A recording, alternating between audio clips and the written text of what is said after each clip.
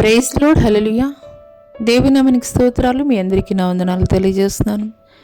ఈ దినం కొరకు దేవుడు సిద్ధపరిచినటువంటి మాటలు, ప్రియ సహోదరి సహోదరుడా,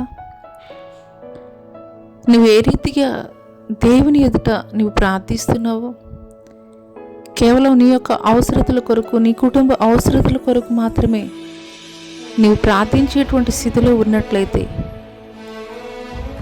ఈ మాటలు దేవుడు నీ కొరకే మాట్లాడుచున్నాడు.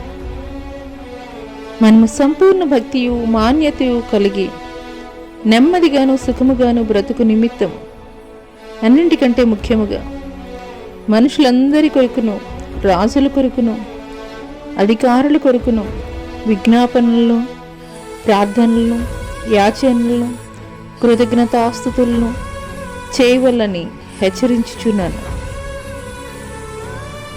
ఈ మాటలు వింటున్నటువంటి ప్రియనేస్తమా, నీవు, నీ కుటుంబము, నీ బంధువులు, నీ స్నేహితులు సుఖముగా సౌఖ్యముగా నీవు జీవించాలేనంటే, దేవుడి దినం మనతోటి మాట్లాడుతున్నటువంటి మాటలు మనం ఇతరుల కొరకు ప్రార్థించేటువంటి వారముగా ఉండాలి. మనకు పరిపాలన అందించేటువంటి వారి కొరకు ప్రార్థన విజ్ఞాపనలు మనం చేసేటువంటి వారముగా ఉండాలి. దేవుణ్ణి ఎరగినటువంటి ప్రజల కొరకు మనం ప్రార్థించేటువంటి వారముగా ఉండాలి.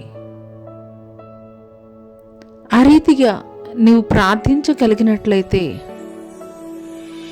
నీ యొక్క విజ్ఞాపనల్ని ఆలకించినటువంటి దేవుడు నీ జీవితంలో నూతనమైనటువంటి కార్యములు ఆరంభించబోతున్నాడు. ఈ మాటలు దేవుడు నా కొరకే మాట్లాడుతున్నారని నీవు విశ్వసించగలిగినట్లయితే, ఇంతవరకు నీవు ఇతరుల కొరకు ప్రార్థించేటువంటి అనుభవం నీవు కలిగి ఉండకపోతే, ఇప్పుడే మోకరించు. దేవుని ఎదుట నీవు రీతిగా అడగగలవా? ప్రపంచము ఎన్నో భయంకరమైనటువంటి పరిస్థితుల్ని ప్రస్తుతం ఎదుర్కొంటున్నటువంటి తరుణంలో,